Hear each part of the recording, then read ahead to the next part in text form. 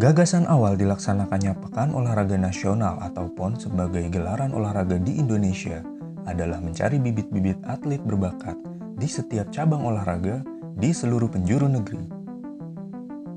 Demi mempersiapkan diri dalam keikutsertaan Asian Games pertama 1951 dan juga Olimpiade musim panas Helsinki 1952. PON 1 diikuti oleh 13 daerah, semuanya dari Jawa, karena blokade Belanda membuat perwakilan daerah luar mustahil diundang dan datang.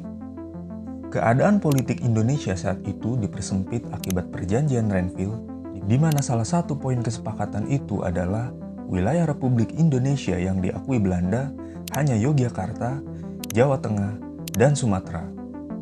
Daerah-daerah peserta PON 1 diantaranya adalah Yogyakarta, Surakarta, Surabaya, Malang, Kediri, Madiun, Semarang, Pati, Kedu, Magelang, Banyumas, Bandung, dan Jakarta.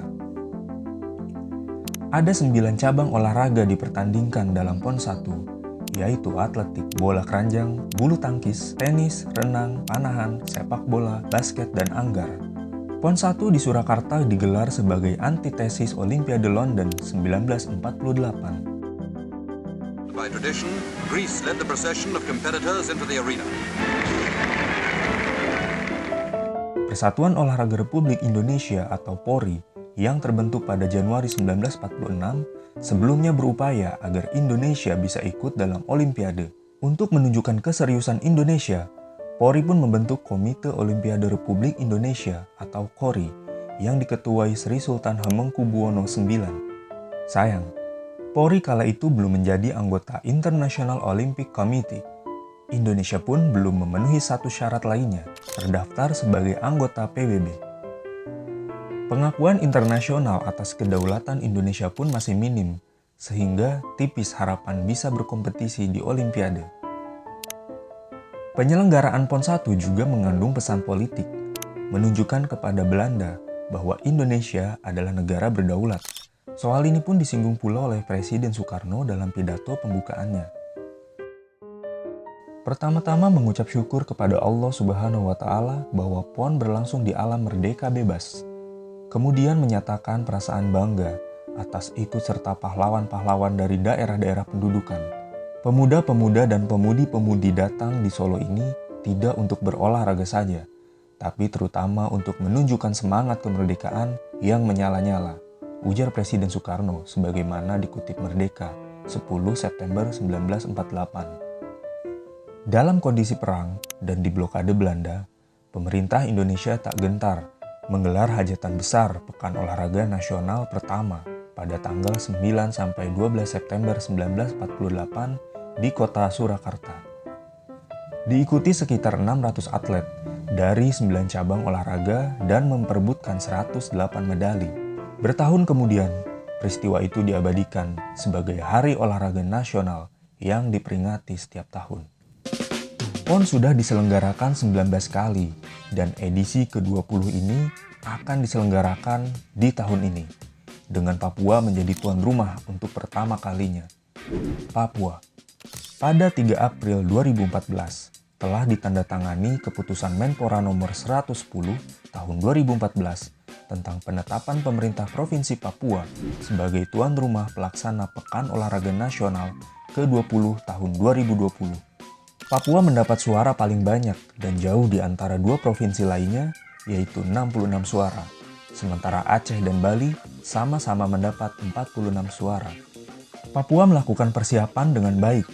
Hingga 19 Januari 2020, pembangunan fisik arena akuatik mencapai 78,2% dan ditargetkan selesai Juli 2020. Progres pembangunannya lebih cepat dari target semula sebesar 60,9%.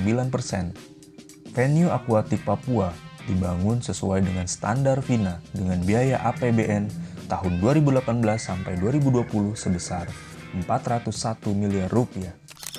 Pembangunan Istora Papua Bangkit mencapai 74,01% atau lebih cepat dari jadwal sebesar 62,8%. Venue ini dibangun dengan dana sebesar 257,5 miliar rupiah.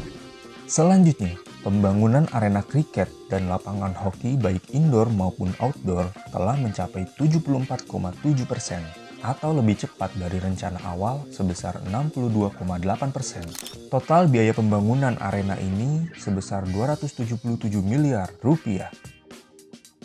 Selain 4 venue tersebut, Kementerian PUPR juga melakukan penataan kawasan seperti Kampung Harapan seluas 32 hektar.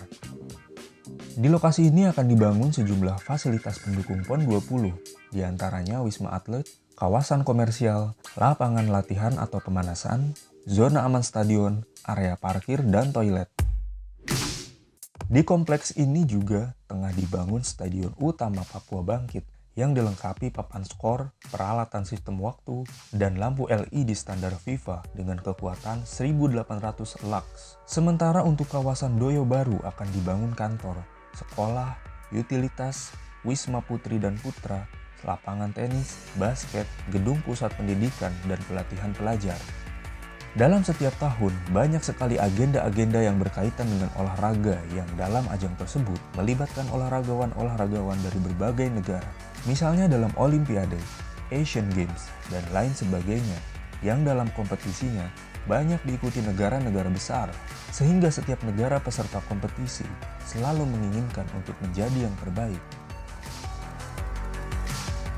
PON menjadi ajang persiapan Indonesia menemukan bakat-bakat dari penjuru tanah air untuk siap menuju level yang lebih tinggi. Selain itu, semangat yang digelorakan melalui PON adalah memupuk persaudaraan, persatuan untuk membangun karakter bangsa melalui olahraga.